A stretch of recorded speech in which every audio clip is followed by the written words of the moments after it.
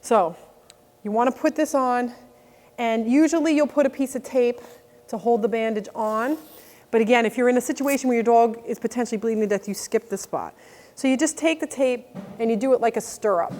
And I usually put it right over the adherent part so that it kind of holds that piece of bandage there. Then the first thing you do is the soft cottony stuff, the big puffy stuff. So you start at the toes and you just roll it around the leg. And you come up. Every time you come up, I do what's called a 50% coverage. So it's covering the one I already did by 50%. Again, I'll come around. And then you come up. And you're not really putting pressure on, you're just kind of getting it on. You're not yanking it tight, you're just getting it on. So I come to the top, and then I rip it off, and you start at the bottom and you do it again. And I usually do about 3 of these. Occasionally a doctor, your vet will do more than that for a specific type of bandage, but you're just trying to get your dog to the hospital, that's it.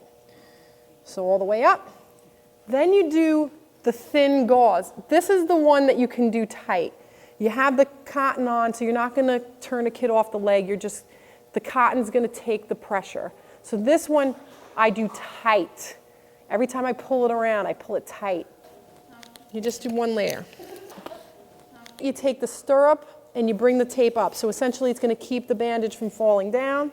And then you do the vet wrap. Start at the toes, and again, the 50% coverage all the way up.